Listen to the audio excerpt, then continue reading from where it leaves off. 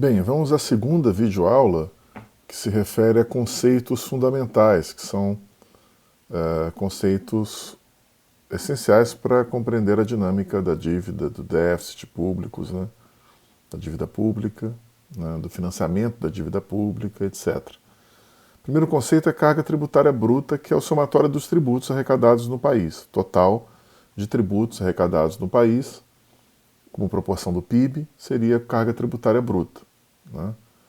A carga tributária líquida, você pega a carga tributária bruta, o CTB, exclui, diminui juros da dívida pública, menos subsídios, menos despesas com previdência e assistência social.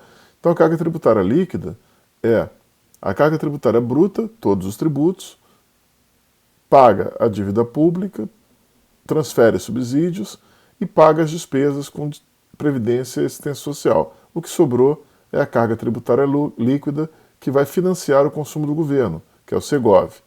A poupança do governo, que é o SGOV, é a carga tributária líquida menos o consumo do governo. Então, o que sobrou da carga tributária líquida após o governo consumir bens e serviços é a poupança do governo. Tá? É um superávit, né? Se sobrou algo da carga tributária líquida depois de o governo fazer esse consumo de bens e serviços, esse valor é um superávit. Tá? Se for um déficit, aí o governo vai despoupar, né? Ele está gerando poupança negativa, ou despoupando, né? Então, nesse caso, a gente tem que a poupança do governo só ocorre com superávit das contas públicas.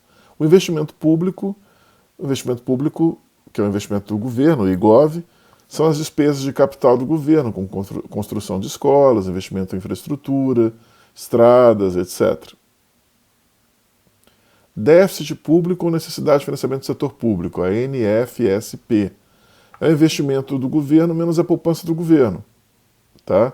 Nesse caso, o déficit público é uma necessidade de financiamento do setor público. O setor público vai ter uma necessidade de financiamento correspondente ao seu déficit. Se for um superávit, o governo tem uma necessidade negativa de financiar o setor público, quer dizer, está sobrando recurso, né? Ele superou suas despesas, ele gerou um superávit, né? Então, a NFSP é o investimento do governo menos a poupança do governo, mede a participação do governo na economia para complementar a demanda privada. Se a gente tem NFSP menor que zero, a gente tem superávit, que seria uma necessidade negativa. Se a NFSP for maior que zero, a gente tem propriamente um déficit. Aí a gente tem uma necessidade real. Déficit primário não leva em conta os custos dos juros da dívida pública. Tá? Então, o déficit primário é uma economia que o governo faz para pagar a dívida, os juros, desculpe, para pagar os juros da dívida pública. Quando o governo paga os juros, aí o déficit primário aumenta, né? Então, o déficit primário, ou superávit primário, na verdade, desculpe, o superávit primário é uma economia que o governo faz para pagar os juros da dívida.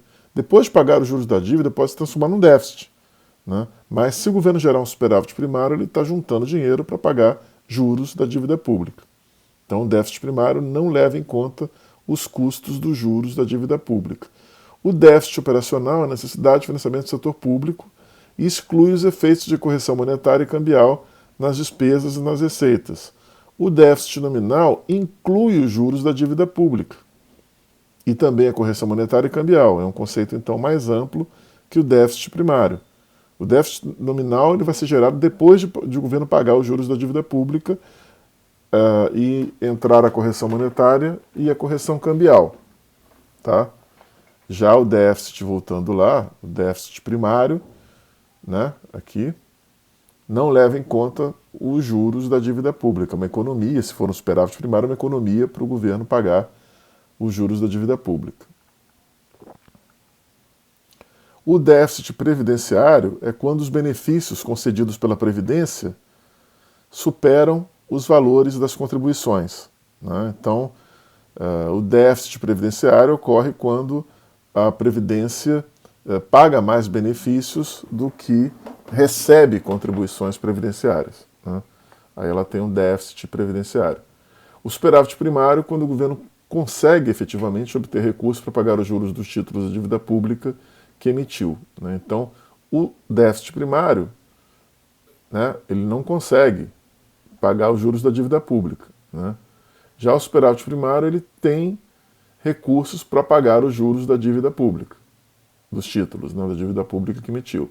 E o superávit nominal, quando o governo consegue pagar os juros da dívida e sobra ainda recursos para abater dívida, né? Ele paga os juros, tá? E ainda sobra recursos para bater estoque, é o superávit nominal, que é o ideal, né?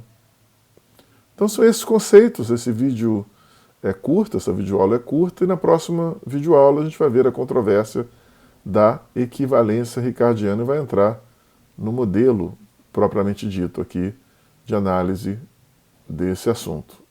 Até a próxima videoaula.